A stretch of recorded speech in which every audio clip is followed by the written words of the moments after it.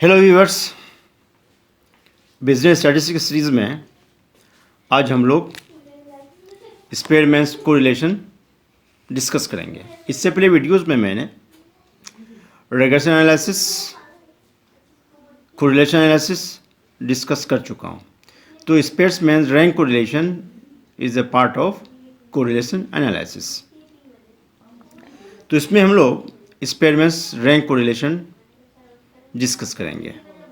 उम्मीद करता हूँ आप लोग सब अच्छे होंगे और ये वीडियोस आपको आपकी नॉलेज की इन्हांस करने में हेल्पफुल होगा। इसका एक डेफिनेशन ये है, by this method correlation between qualitative data namely beauty, honesty, intelligence etc. can be computed.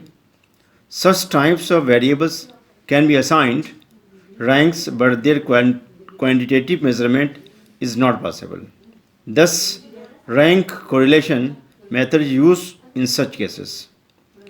तो स्पेयरमैन्स रैंक कोरिलेशन में स्टूडेंट्स हम क्या करते हैं, ये पहली चीज़ तो ये एक क्वालिटेटिव टेक्निक है, ये क्वांटिटी टेक्निक नहीं है।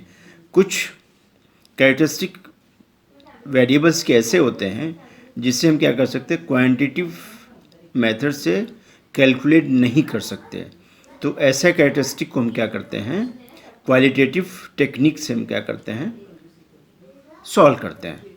तो Spearman's rank correlation qualitative technique है, ठीक है ना। अब जैसे for example beauty, honesty, intelligence, ये जो वर्ड्स कुछ लिखे हैं इनको हम क्या कर सकते हैं, क्वांटिटिव मेथड से सॉल्व नहीं कर सकते। ऐसे कैरेक्टरिस्टिक को हम क्या कर सकते हैं, क्वालिटेटिव टेक्निक से सॉल्व कर सकते हैं। तो स्पेयरमैन्स रैंक कोरिलेशन में क्वालिटेटिव टेक्निक यूज़ करके वेरिएबल्स के बारे में क्या करते हैं, रैंक निकालते हैं। समझ आ रहा होगा। It is represented by R, इसको हम क्या करते हैं, आर से डिनोट करते हैं। इसका एक छोटा सा फॉर्मूला है, rank coefficient correlation R is equal to 1 minus 6 times of sigma D square upon N cube minus N. ये फॉर्मूला स्पेयरमैन्स रैंक कोरिलेशन का है। इस फॉर्मूले की हेल्प से हम क्या करेंगे, वेरिएबल्स के बीच में रैंक कोरिलेशन फाइंड आउट करेंगे, ठीक है। ये जो फार्मूला आपका है, ये फार्मूला ये है, R is equal to 1 minus 6 time sigma D square upon N cube minus N, where R is equal to rank coefficient correlation, D is equal to R1 minus R2, R1 and R2 are the ranks of the variables. जो कि question में दिया हो सकता है rank और नहीं भी दिया हो सकता। अगर दिया हुआ है तो हमें रैंक निकालने की ज़रूरत नहीं है, और अगर रैंक नहीं दिया है तो हमें रैंक निकालना पड़ेगा वेरिएबल्स का। N is equal number of pair of observations. N क्या है, number of pair of observation कह सकते हैं, या number of observations given in the question. Okay students, remark में क्या है, the value of r always lies between -1 +1। R के वैल्यू ऑलवेज +1 माइनस के बीच में क्या करेगा, लाई करेगा। रैंक कोरिलेशन में 3 केसेस अराइज हो सकते हैं।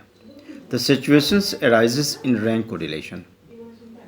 ओके स्टूडेंट्स, तो जब हम रैंक कोरिलेशन निकालेंगे तो उसमें 3 कंडीशंस हमारे सामने आ सकते हैं।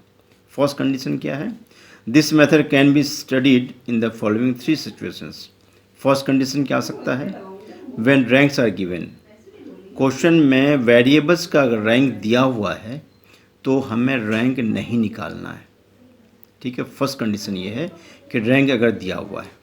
सेकेंड कंडीशन क्या है, ये हो सकता है कि when ranks are not given, rank given नहीं हो सकता है, सेकेंड कंडीशन। थर्ड कंडीशन क्या है, व्हेन इक्वल और टाइट रैंक्स। कभी ऐसा भी होता है कि क्वेश्चन में जो वेरिएबल्स के वैल्यू दिया होता है वो रिपीटेड होता है।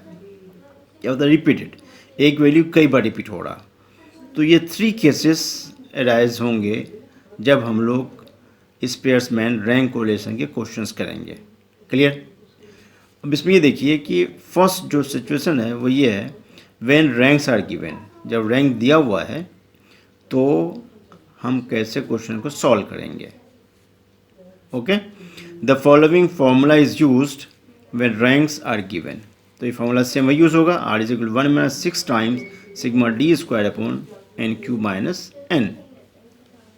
ओके स्टूडेंट्स, अब देखिए क्वेश्चन यहाँ पे लिखा हुआ है, इन अ कॉम्पिटिशन 2 जजेस given the following ranks to 8 participants. यहाँ क्वेश्चन में क्लियरली लिखा हुआ है, इन अ कॉम्पिटिशन 2 जजेस गिवन द फॉलोइंग रैंक्स। यहाँ पे फॉलोइंग रैंक, 2 जज ने किसी कंपटीशन में 8 पार्टिसिपेंट्स को रैंक दिया है। यहाँ लिखा हुआ रैंक, इसका मतलब इस क्वेश्चन में क्या है, रैंक दिया हुआ है। क्लियर, ये देखिए आप, जज ए एंड जज बी। जज ए ने 5, 4, 1, 2, 3, 6, 8, 7 these are ranks given by जज ए। ये जो वैल्यूज़ दिए हुए हैं ये रैंक है। एक्स और वाई वेरिएबल नहीं है, ये ए और बी 2 जजेस हैं जिन्होंने ये रैंक्स दिए हैं 8 पार्टिसिपेंट्स को। तो ये जज ए का ये क्या रैंक है, वेरिएबल एक्स नहीं है। और जज बी का जो ये रैंक दिया हुआ है ये क्या वेरिएबल बी नहीं है, बल्कि क्या रैंक है। क्लियर लिखा हुआ है रैंक्स। तो रैंक दिया हुआ हो तो हमें रैंक निकालना नहीं है, ठीक है ना। तो जज ए ने 8 पार्टिसिपेंट्स को ये रैंक्स दिए, जज बी ने 8 पार्टिसिपेंट्स को ये रैंक दिए। Clear, calculate coefficient of rank correlation. Calculate coefficient of rank correlation, क्या करना है, कोफिशिएंट ऑफ रैंक कोरिलेशन निकालना। अब इस क्वेश्चन का हम लोग आगे सॉल्यूशन देखते हैं।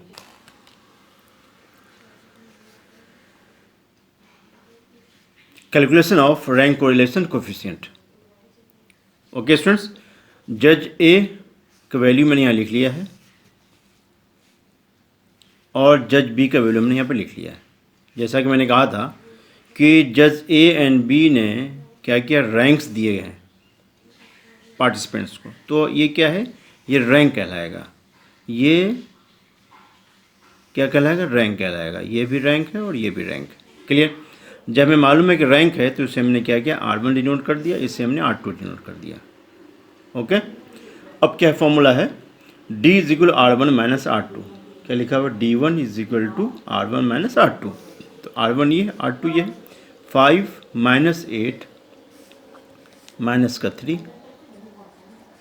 4 माइनस 7 माइनस का 3, 1 माइनस 5 माइनस का 4, 2 माइनस 4 माइनस का 2, 3 माइनस 6 माइनस का 3, 6 माइनस 1 प्लस का 5, 8 माइनस 2 6, 7 माइनस 3 4।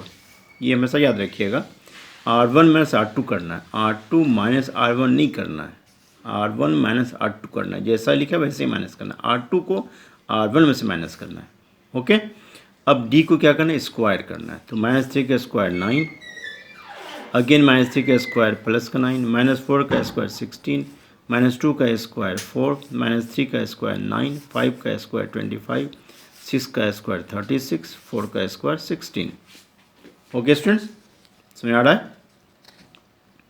तो क्या क्या यहाँ पे, -3 का स्क्वायर 9, -3 का स्क्वायर 9, -4 का स्क्वायर 16, -2 का स्क्वायर 4, -3 का स्क्वायर 9, 5 का 25, 6 का स्क्वायर 36, 4 का स्क्वायर 16। इसको हम क्या करेंगे, ऐड कर देंगे, हमें इसकी नीड है। सिग्मा डी स्क्वायर, जब इसको ऐड करेंगे आप तो ये आएगा 124। ठीक है, अब हम क्या करेंगे, फॉर्मूला यूज़ करेंगे। फॉर्मूला क्या हमारे पास, ये कितने 1 2 3 4 5 6 7 8, तो एन क्या हो गया, दोनों केस में 8 हो गया। ओके स्टूडेंट्स, तो by applying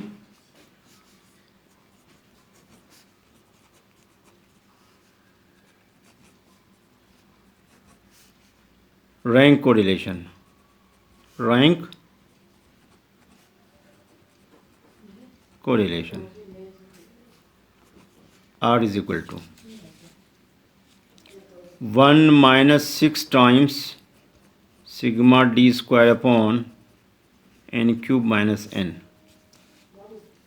1 minus 6 times sigma d square 124 upon n कितना है 8, 8 का cube minus 8 is equal to 1 minus, जब इसको मल्टीप्लाई करेंगे तो ये आ जाएगा 744 अपॉन, जब इसे क्यूब करेंगे और क्यूब करने के बाद जब 8 माइनस करेंगे इसमें तो हमारे पास क्या आ जाएगा 504। क्या करना है पहले 8 का क्यूब करना है। क्या करना है 8 का क्यूब, 8 का क्यूब कितना होता है 512। चलिए एक बार मैं लिख देता हूँ 512 minus 8, clear, is equal to 1 minus 744 upon 512 minus 8 504। जब तो सॉल्व कीजिएगा तो ये आएगा निगेटिव में आएगा, निगेटिव 0.476। इसको अप्रोक्सीमेट के माइनस 0.48 कर सकते हैं। इससे क्या मतलब हो गया, दोनों जजेस के बीच का जो स्टेटमेंट है वो क्या नेगेटिव है, क्या है नेगेटिव है, पॉजिटिव नहीं है, क्लियर।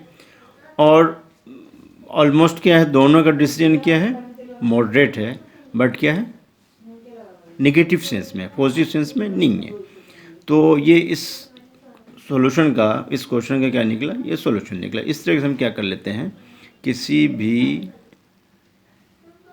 कोरिलेशन का हम क्या कर, रैंक कोरिलेशन क्या करते हैं, रैंक निकाल लेते हैं। अगले वीडियोस में मैं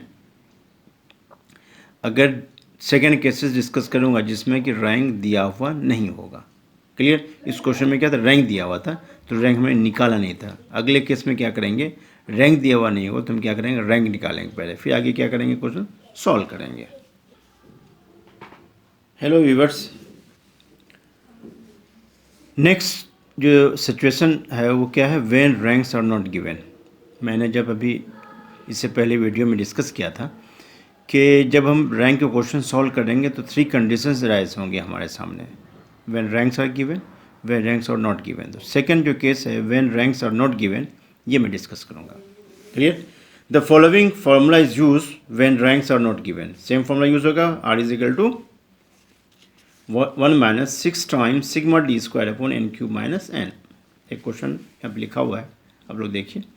find out the coefficient of correlation between x and y by the method of rank correlation. इस क्वेश्चन में कहीं रैंक वर्ड लिखा हुआ नहीं कि इस क्वेश्चन में रैंक दिया हुआ है ना। यहाँ में क्या करना है, एक्स एंड वाई 2 वेरिएबल्स हैं, इसके बीच में हमें रैंक कोरिलेशन निकालना है, क्लियर ना। तो इसका मतलब क्लियरली समझ में आ रहा है क्वेश्चन को पढ़ के कि इसमें रैंक दिया हुआ नहीं है, तो हमें क्या करना पड़ेगा, रैंक दिया हुआ होगा, क्लियर। एक्स का वैल्यू दिया हुआ है, ये वाई का वैल्यू दिया हुआ है, तो हमें एक्स वाई के बीच में रैंक कोरिलेशन निकालना है, क्लियर। अब आप देखिए कि इसको हम लोग कैसे सॉल्व करते हैं। स्टूडेंट्स देखिए, इस टेबल को मैंने फिर से बना लिया है, उम्मीद करता हूँ आपको समझ में आ रहा होगा। अगर इसके अलावा कोई डाउट अगर आपको है तो आप मुझे कमेंट में ज़रूर लिखिए, मैं आपके कमेंट का रिप्लाई करूँगा, ठीक है। तो calculation of rank correlation coefficient, x की वैल्यू मैंने इस कॉलम में लिख लिया है, क्वेश्चन से एज इट इज़, वाई की वैल्यू हमने यहाँ पे इस कॉलम में एज इट इज़ लिख लिया है, ठीक है ना। अब हमें क्या करना है, रैंक असाइन करना है। क्या करना है, रैंक असाइन करना है। रैंक असाइन कैसे करते हैं वो समझिए आप, जो मोस्ट इम्पॉर्टेंट चीज़ है। तो कॉलम फर्स्ट में जो एक्स के वैल्यू दी हुई है, इस वैल्यू को देखना है, क्लियर। इस वैल्यू में हाईएस्ट वैल्यू कौन सा है, इस वैल्यू में हाईएस्ट जो वैल्यू है वो क्या है 85। तो 85 को रैंक 1 असाइन करेंगे। क्या करेंगे उसे हम रैंक 1 असाइन करेंगे। गिवन वैल्यूज़ में से द हाईएस्ट वैल्यू से स्टार्ट करेंगे। हाईएस्ट वैल्यू क्या है 85, इसको रैंक 1 देंगे, ठीक है। उसके बाद next highest value, next list highest क्या है 40 है, तो 40 क्या देंगे हम लोग रैंक 2। नेक्स्ट वैल्यू क्या है 35, इसे रैंक 3 देंगे। नेक्स्ट वैल्यू क्या है 30, इसे 4 रैंक देंगे। नेक्स्ट वैल्यू क्या है 25, इसे 5 रैंक देंगे। नेक्स्ट वैल्यू क्या है 20 क्या 6 रैंक देंगे। नेक्स्ट वैल्यू क्या है 18, इसको 7 रैंक देंगे।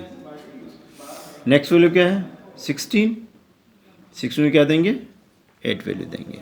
तो 1 2 3 4 5 6 7 8 क्लियर। तो लास्ट जो वैल्यू आएगा वो नंबर ऑफ वैल्यूज़ होंगे, ठीक है ना। तो ये इस तरह से हमने क्या किया रैंक असाइन कर दिया, क्लियर। और लास्ट वैल्यू क्या आ गया 8 के बाद 9। तो 1 2 3 4 5 6 7 8 9 टोटल क्या आना चाहिए रैंक 9 ही होना चाहिए, क्लियर। तो क्या किया इसमें स्टूडेंट्स, सबसे पहले x के कॉलम में हाईएस्ट वैल्यू को देखना है, हाईएस्ट वैल्यू के सामने रैंक 1 देना है। फिर उसके बाद हाईएस्ट वैल्यू क्या है, उसके नीचे हाईएस्ट वैल्यू क्या है 85 के बिलो क्या है 40 को रैंक 2 देंगे। नेक्स्ट लीस्ट वो क्या है 35 को 3 देंगे। फिर नेक्स्ट 30 को 4 देंगे। नेक्स्ट 25 पे 5 देंगे। नेक्स्ट 20 6 देंगे। नेक्स्ट 18 7 देंगे। नेक्स्ट 16 8 देंगे। लास्ट 10 9 देंगे, क्लियर। इस तरह से हम वेरिएबल्स को रैंक असाइन करते हैं, क्लियर ना। अब यहाँ पे आ जाइए, अब y के कॉलम को देखिए, हाईएस्ट वैल्यू कौन सी है, हाईएस्ट वैल्यू क्या है 140 है। तो 140 को हम क्या करेंगे रैंक 1 देंगे, क्लियर। उसके बाद नेक्स्ट क्या है वैल्यू हाईएस्ट, इसमें देखिए 50, नेक्स्ट हाईएस्ट वैल्यू है 50 को रैंक 2 देंगे, ठीक है ना। फिर उसके बाद क्या है 40 है, इसको रैंक 3 देंगे। फिर नेक्स्ट क्या है 35 है, इसको रैंक 4 देंगे। नेक्स्ट क्या है नेक्स्ट 30 है, इसको रैंक क्या देंगे 5 देंगे। नेक्स्ट क्या है 25 है, इससे रैंक हम 6 देंगे। नेक्स्ट क्या है 7, 22 क्या देंगे रैंक 7। नेक्स्ट 20 है, इससे हम रैंक 8 देंगे। फिर नेक्स्ट क्या है 10 लास्ट है, इसको 9 रैंक देंगे, क्लियर। मेरे ख्याल आपको समझ में आ गया होगा कि रैंक हम असाइन कैसे करते हैं। ये बाबा मेरी इसको रिपीट कर देता हूँ। एक्स के कॉलम में हाईएस्ट वैल्यू को रैंक 1 देंगे। फिर उसके नीचे वैल्यू को सेकंड रैंक देंगे। फिर उससे नीचे वैल्यू क्या करेंगे नेक्स्ट रैंक देंगे 35 थर्ड नंबर पे। फिर उसके नीचे क्या 30 है 4। इसी तरीके से पूरा क्या करेंगे रैंक असाइन कर देंगे, ठीक है। अब आप डी निकालिए। तो 5 - 5 0, 6 - 4 2, 1 - 3 -2, 8 - 9 -1, 7 - 8 -1, 7 - 8 -1, 3 - 6 -3, 4 - 7 -3, 2 - 2 0, 9 - 1 8, क्लियर। तो ये कितने हैं स्टूडेंट्स 9 है, ये भी कितने हैं 9 है, क्लियर। अब क्या करना है इसका स्क्वायर करना है। 0 का स्क्वायर 0, 2 का स्क्वायर 4, -2 का स्क्वायर 4, -1 का स्क्वायर 1, -1 का स्क्वायर 1, -3 का स्क्वायर 9, -3 का स्क्वायर 9, 0 का स्क्वायर 9, 8 का स्क्वायर 64। हमें क्या करना है इसका सम करना है। सिग्मा डी स्क्वायर जो सम करेंगे तो इसका सम आएगा 92, क्लियर ना। अब हम क्या करेंगे फिर फॉर्मूला अप्लाई करेंगे। By applying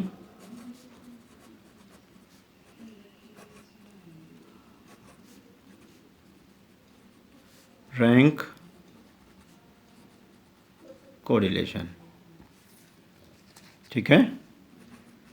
R = 1 - 6 time sigma D square n³ - n = 1 - 6 time sigma D square क्या निकाला हमने 92 अपॉन n क्या हमारे पास 9 का क्यूब -9। जब इसमें सॉल्व करेंगे तो 1 - 552 अपॉन इसको सॉल्व करेंगे। सॉल्व करने के बाद 9 का क्यूब करेंगे। 9 का क्यूब करने के बाद 9 माइनस करेंगे तो यह आ जाएगा 720, क्लियर। एलसीएम निकालेंगे। एलसीएम निकालेंगे तो क्या आ जाएगा यहाँ 1 है, क्या निकालेंगे एलसीएम निकालेंगे तो क्या आ जाएगा 720 - 552 upon 720 is equal to 168 upon 720 is equal to plus का आएगा 0.23 प्लस का 0.23। ये आपका आंसर आ गया। इससे क्या मतलब हो गया? इसका मतलब ये हो गया कि वेरिएबल्स x एंड y के बीच में पॉजिटिव कोरिलेशन है। क्या है? पॉजिटिव कोरिलेशन है। ओके स्टूडेंट्स, होप उम्मीद करता हूँ आपको समझ में आ गया होगा। अगर कोई आपको डाउट या फिर क्वेरीज है इस टॉपिक के रिगार्डिंग तो अब हमें कमेंट में ज़रूर लिखिएगा। मैं ये चाहता हूँ कि आपका कॉन्सेप्ट जो है क्लियर हो जाए, ताकि कोई भी क्वेश्चन आपके एग्ज़ाम में अगर रैंक कोरिलेशन पे बेस्ड आता है तो आपको इजीली आप उसको सॉल्व कर सकें। ओके स्टूडेंट्स, अगर आपको ये वीडियो पसंद आए please like and subscribe my videos and channel. Thank you. Next video में फिर मैं आपके लिए मैं लेके आऊँगा कि व्हेन रैंक्स आर इक्वल या टाइट। अगर रैंक्स क्या है, सॉरी, अगर एक्स वाई का वैल्यू अगर क्या है रिपीटेड है, उस केस में हम क्या करेंगे। नेक्स्ट वीडियो में उस पर मैं डिस्कस करूँगा।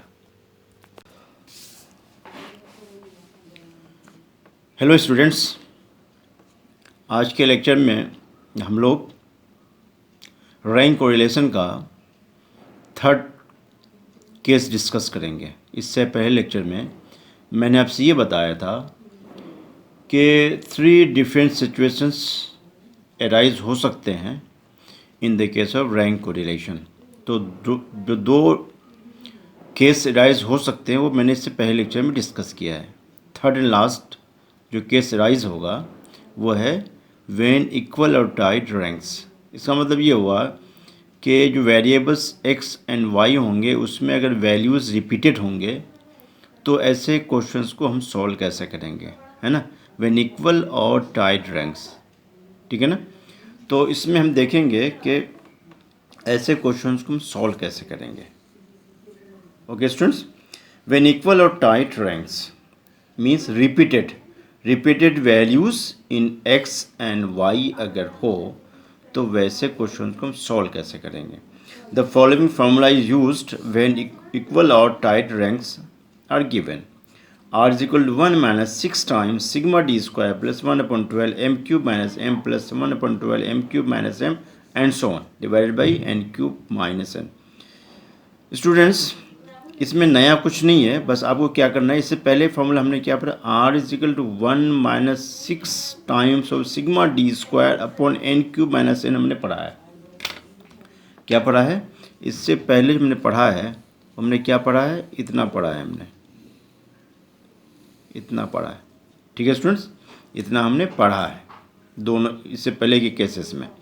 आपको क्या करना है, plus 1/12 m cube minus m plus 1/12 m cube minus m, ये क्या करना, ऐड करना है। ये क्या है, 1 अपॉन जो इससे पहले जो फॉर्मूला था r is equal to 1 minus 6 times sigma D square upon n cube minus n। ये जो फॉर्मूला पहले 2 केसेस में यूज़ किए हैं वही फॉर्मूला यूज़ करना है, बस plus 1/12 m cube minus m plus 1/12 m cube minus m and so on, ये ऐड करना है प्रीवियस फॉर्मूले में। आपको इसको ऐसे याद रखिएगा। अब 1/12 m क्यूब माइनस m कितनी बार ऐड करना है ये इंपॉर्टेंट है इसमें। क्लियर? अभी मैं आगे प्रैक्टिकल क्वेश्चंस करूँगा तो आपको समझ में आ जाएगा कि 1/12 m क्यूब माइनस m ये मैंने 2 बार लिखा है, तो 2 बार लिखना है या 3 बार लिखना है या 4 टाइम्स लिखना है। ये भी क्वेश्चन जब आगे करूँगा तो आपको क्लियर समझ में आ जाएगा। क्लियर ना? तो सपोज अगर x में 2 वैल्यूज रिपीट हो रहा है और y में 1 वैल्यू रिपीट हो रहा है, तो टोटल कितने वैल्यू रिपीट हो गए, 3 वैल्यू रिपीट हो गए। तो ये हम 3 टाइम्स लिखेंगे, 1/12 m cube minus m 1/12 m cube minus m, ये 3 टाइम लिखेंगे। क्लियर ना? Here m is number of times items या time number of items of equal ranks. m का मतलब क्या हो गया, number of items in the given variables of equal rank. जो इक्वल रैंक के वैल्यूज़ होंगे वो उसी को हम m से डिनोट करते हैं। The correlation factor 1/12 m cube minus m is added to sigma d square for such number of times as the cases of equal ranks in the question.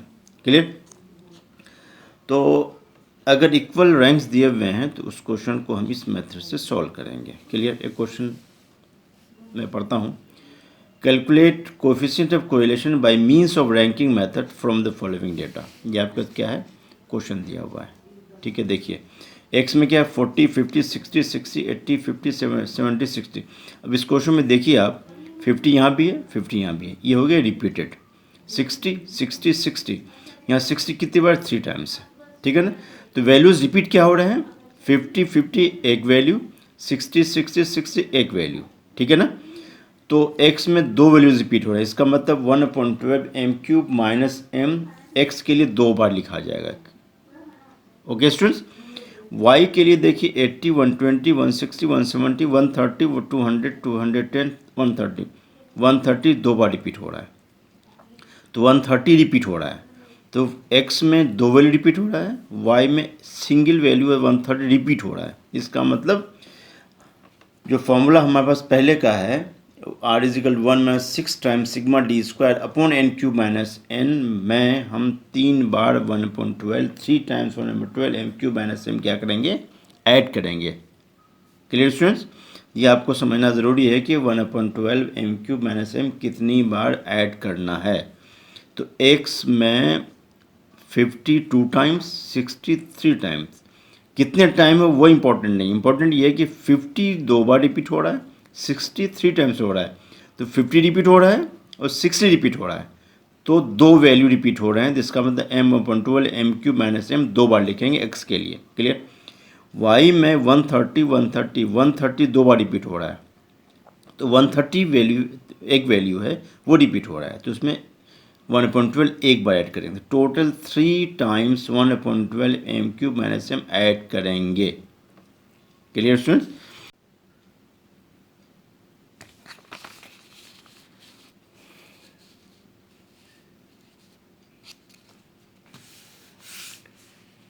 Hello students, अब मैं इस question का solution करता हूँ. तो table मेरे पास बनी हुई है. इसमें मैंने x का वैल्यू लिख लिया है, यहाँ पे मैंने y का वैल्यू लिख लिया है. ओके स्टूडेंट्स, अब क्या करना है? वेरिएबल x है, वेरिएबल y में क्या करना है? रैंक असाइन करना है. तो वेरिएबल x में हाईएस्ट वैल्यू कौन सा है? वेरिएबल x में हाईएस्ट वैल्यू 80 है. तो 80 क्या किया? रैंक 1 असाइन किया. नेक्स्ट हाईएस्ट वैल्यू क्या है? 70 है. तो 72 असाइन किया. क्लियर? अब थर्ड क्या है? थर्ड पे क्या आएगा? 60 आएगा. क्लियर ना? अब ये देखिए 60 जो है वो कितनी बार है? 1, 2, 3. तो 63 टाइम्स है. क्लियर? अब अगर मैं 60 को रैंक असाइन करूँगा, फॉर एग्जांपल इस 60 को अगर मैं रैंक 1 दूंगा, सॉरी रैंक 3 दूंगा, इसको 4, इसको 5. क्लियर ना? तो 1, 2 असाइन हो चुका ऑलरेडी. नेक्स्ट वैल्यू 60 है, 63 टाइम्स है. अगर मैं फर्स्ट एनी वैल्यू ऑफ 60 में से किसी एक को थर्ड दूंगा तो नेक्स्ट क्या आएगा? 4. नेक्स्ट आएगा 5 आएगा. क्लियर ना? तो रैंक 3 वैल्यूज़ जो रिपीटेड हैं 60, इसमें से रैंक अगर दूंगा मैं किसी को भी 3 दूंगा, फिर नेक्स्ट को मैं 60 को 4 दूंगा, फिर नेक्स्ट 60 को 5 दूंगा. क्लियर ना? जो रैंक इन तीनों का दिया जाएगा उन तीनों रैंक का एवरेज निकालना है. उन तीनों रैंक का एवरेज. तो 60, 60, 60. तो रैंक थर्ड, सपोज मैंने इसको रैंक थर्ड दिया है, इसको रैंक फोर्थ मिलेगा, इसको क्या मिलेगा? फिफ्थ मिलेगा. तो रैंक 3, 4, 5. 3, 4, 7, 7 प्लस 3, 4, 5, 12. तो रैंक 3, 4, 5 सम कितना आ गया? एवरेज कितना आया इसका? 12. 12 डिवाइड बाई 1, 2, 3. 1, 2, 3. 12 डिवाइड बाई 3 का मतलब क्या गया? 4. इसका मतलब क्या हो गया? 60 को 4, इस 60 को भी 4, इस 60 को भी 4. रैंक क्या होगा? इक्वल आएगा. बट कैलकुलेशन क्या करेंगे? कैलकुलेशन करते वक्त 3, 4, 5 लेंगे. क्लियर? तो तो 60 का रैंक 4 इक्वल आ गया। क्लियर ना। अब अपने नेक्स्ट वैल्यू को रैंक कैसे असाइन करेंगे, इसको मैंने क्या लिया था, 3 लिया था, इसे 4 लिया था, इसे 5 लिया था, इसका मतलब 5 रैंक तक असाइन हो चुका है। अब हमें क्या करना है, 6 रैंक लेना है। क्या लेना है, 6 रैंक। 6 रैंक पे क्या है, 50 है, 50 यहाँ भी है और 50 यहाँ भी है, 50 2 टाइम्स है, 50 क्या है, 2 टाइम्स है। तो किसी एक 50 को मैं क्या दूंगा, यहाँ कब कहाँ तक हो चुका है, 1 2 3 4 5 रैंक तो हो चुका है। तो अगला वैल्यू क्या आएगा, 6 and 7, rank 6 and rank 7, rank 6 and rank 7 दोनों क्या करें, एवरेज निकालेंगे। एवरेज कितना आ जाएगा, 6 + 7 का एवरेज कितना आ जाएगा, 6 + 7 का एवरेज 6.5। तो इसमें क्या लिखा जाएगा, 6.5 और यहाँ भी 6.5। तो 6 7 असाइन हो चुका है, बचा क्या, 8 को हम यहाँ पे लिखेंगे। क्लियर ना। अब ऐसे इसमें कर लेते हैं। हाईएस्ट वैल्यू क्या है इसमें, y में 2 10 1, नेक्स्ट 2, नेक्स्ट क्या आएगा इसमें 173, नेक्स्ट 160 सिंगल है, फोर्थ, नेक्स्ट क्या है 130, 130 2 टाइम है, यहाँ भी है। क्लियर ना। तो मैं क्या रैंक असाइन कर चुका हूँ, 1 2 3 4 असाइन कर चुका हूँ। ठीक है ना।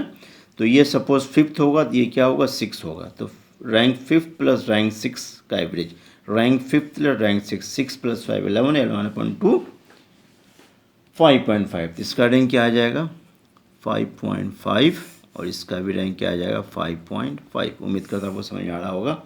तो ये 5 हो गया, 6 हो गया, नेक्स्ट वैल्यू क्या आएगा, नेक्स्ट वैल्यू 7 और नेक्स्ट वैल्यू 8। ठीक है। इस तरह से हम क्या करते हैं, रिपीटेड वैल्यू का रैंक असाइन करते हैं। अब बाकी आगे क्या सेम है, D = R1 - R2। तो 8 - 8 0, 6.5 - 7 तो -0.5 और 6.5 - 7, 6.5 - 7 ये कर दिया मैंने। 4 - 4 0, 4 - 3 1, 1 - 5.5 -4.5, 6.5 - 2 4.5, 2 - 1 1, 4 - 4.5 -1.5। ठीक है स्टूडेंट्स। अब इसको हम क्या करें, स्क्वायर, 0 का स्क्वायर 0, -0.5 का स्क्वायर 0.25, 0 का स्क्वायर 0, 1 का स्क्वायर 1, -4.5 का स्क्वायर 20.25, अगेन 20.25, माइनस का स्क्वायर प्लस हो गया 1, -1.5 का स्क्वायर 2.25 प्लस का। तो ये n कितना है, 8, n कितना है 8। इसका सम चाहिए होगा हमें, सिग्मा D² = 45। क्लियर। अब देखिए टेबल हमारी तैयार हो गई। अब हम क्या करेंगे, by applying rank coefficient correlation formula, R = 1 - 6 times sigma D² + 1/12 m1³ - m1 + 1/12 m2³ - m2 + 1/12 m3³ - m3। ठीक है स्टूडेंट्स। अब क्या है, इससे पहले जो केसेस में जो मैंने फॉर्मूला यूज़ किया था, वो R = 1 - 6 times sigma D² / n³ - n। Clear. R = 1 - 6 times sigma D² / n³ - n। ये इससे पहले जो 2 केसेस मैंने सॉल्व किए थे उसमें ये फॉर्मूला यूज़ किया था। मैंने क्या कहा आपसे, प्रीवियस फार्मूले में 1/12 m³ - m ऐड करना है, 1/12 m³ - m ऐड करना है। क्लियर ना। अब यहाँ पे क्या है, x के कॉलम में 63 टाइम्स रिपीट हो रहा है और 52 टाइम्स रिपीट हो रहा है। क्लियर ना। और y में क्या है, 132 टाइम्स रिपीट हो रहा है। तो 3 नंबर्स रिपीट हो रहे हैं। जो 3 नंबर रिपीट हो रहे हैं तो 1/12 3 टाइम्स लेंगे। जितने टाइम्स नंबर रिपीट होगा उतने नंबर को यहाँ पे ऐड करना है। मीन्स फर्स्ट कॉलम में 63 टाइम्स 50 रिपीट हो रहा है, 60 रिपीट हो रहा है, 50 रिपीट हो रहा है, 130 रिपीट हो रहा है। 3 नंबर्स रिपीट हो रहे हैं तो 3 टाइम्स 1/12 लिखना है। पहले ये डिसाइड करना है कि 1/12 कितनी बार लेना है। यह डिपेंड करता है वैल्यू कितने वैल्यूज रिपीट हो रहे हैं। ओके स्टूडेंट्स, तो 60 रिपीट हो रहा है, 50 रिपीट हो रहा है और 130 रिपीट हो रहा है। 3 नंबर्स रिपीट हो रहे हैं, इसका मतलब 1/12 3 टाइम्स लिखना है, जो कि मैंने 3 टाइम्स लिखा है। क्लियर। अब डिफरेंस करने के लिए मैंने M1 M2 M3 लिया। क्लियर ना। ये तो समझ आ गया आपके कि 1/12 कितनी बार लेना है। 1/12 3 टाइम्स लेना है। क्लियर ना। अब M1 को मैंने सपोज किया 60 कितने टाइम है, 3 टाइम, तो M1 3 लिखा जाएगा यहाँ पे। ठीक है ना, यहाँ दोनों जगह M1 3 लिखा जाएगा। नेक्स्ट 52 टाइम्स है तो यहाँ पे M2 2 लिखा जाएगा। Y में 132 टाइम हो रहा है तो यहाँ पे हम क्या करेंगे, 2 टाइम M3 2 टाइम लिखेंगे। इतनी बात में आ गया आपके। अब हम क्या करते हैं, वैल्यू पुट करते हैं। 1 - 6 times sigma d² 45 plus 1/12 M1 क्या कहा था मैंने, 60 कितने टाइम है, 3 टाइम। ठीक है, तो इसको क्या करेंगे, 3 लिखेंगे। 3 का क्यूब -3 प्लस 1/12 M2 50 माना है, 50 कितनी बार है, 2 टाइम्स, 2 का पावर क्यूब -2 प्लस 1/12 M3 क्या है, 50 को माना 50 कितनी बार है, 2 टाइम्स, तो 2 का क्यूब -2 अपॉन n क्या हमारे पास 8, 8 का पावर 3 -8। ठीक है स्टूडेंट्स, समझ आ रहा होगा। 1 - 6 टाइम्स जब सॉल्व करेंगे तो क्या आ जाएगा, ये 6 टाइम्स और 3 का पावर क्यूब कर लीजिए, 3 का पावर क्यूब 27 × 3 जितना भी आएगा उतना कर लीजिएगा, फिर 3 माइनस कर दीजिएगा। क्लियर ना। फिर 1/12 2 पावर 3 8 8 - 2। ठीक है, फिर 1/12 2 पावर 3 8 8 - 2। क्लियर ना। इसको सॉल्व करने के बाद 12 से डिवाइड कर दीजिएगा, इसको भी सॉल्व करने के बाद 12 से डिवाइड कर दीजिएगा। क्लियर ना। यहाँ पे 2 पावर 3 8 8 - 2 कितना हो गया, 8 - 2 6, 6 डिवाइड बाई 1/12 0.5। ऐसे यहाँ पे क्या आ जाएगा, 1/2 आएगा और इसको डिवाइड करेंगे तो क्या आएगा, 24 आएगा। ठीक है, ये 24 आएगा और आपका ये जो है 1/2 आएगा, ये 1/2 आएगा। ठीक है, तो इसको जो सॉल्व करेंगे तो हमारे पास क्या आ जाएगा, 45 प्लस 2 प्लस 0.5 प्लस 0.5 अपॉन 8 का पावर क्यूब -8, 8 का पावर क्यूब -8 जो सॉल्व करेंगे तो ये आपके पास 504 आ जाएगा। 8 का पावर क्यूब 8 × 8 मल्टीप्लाई कर दीजिएगा, 8 माइनस कर दीजिएगा। ओके स्टूडेंट्स, आगे सॉल्व क्या करेंगे, 1 - 6 × 48 अपॉन 504 इजिकल टू 1 - इसे मल्टीप्लाई कर दीजिए तो क्या आ जाएगा, 288 अपॉन 504। या डेसिमल निकाल लीजिए या इसको डेसिमल में कर लीजिए। 1 - डेसिमल में करेंगे ऐसे अगर हम तो 0.571 आएगा इजिकल टू प्लस का 0.429। ये क्या निकला, आर के वैल्यू। ये निकला इस क्वेश्चन का रैंक कोरिलेशन।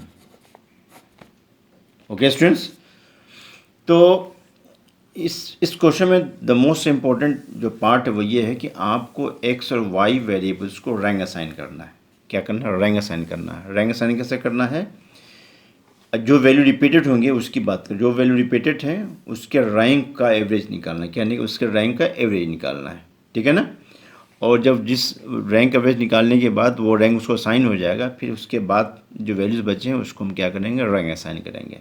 ओके स्टूडेंट्स, उम्मीद करता हूँ आपको ये समझ में आ गया होगा। अगर कोई डाउट या कोई क्वेरीज आपके हैं तो आप कमेंट्स में ज़रूर लिखिए, मैं आपकी क्वेरीज को रिप्लाई करूँगा। आपको ये वीडियो पसंद आया तो प्लीज़ लाइक कर दीजिए और मेरे चैनल को सब्सक्राइब कर दीजिए।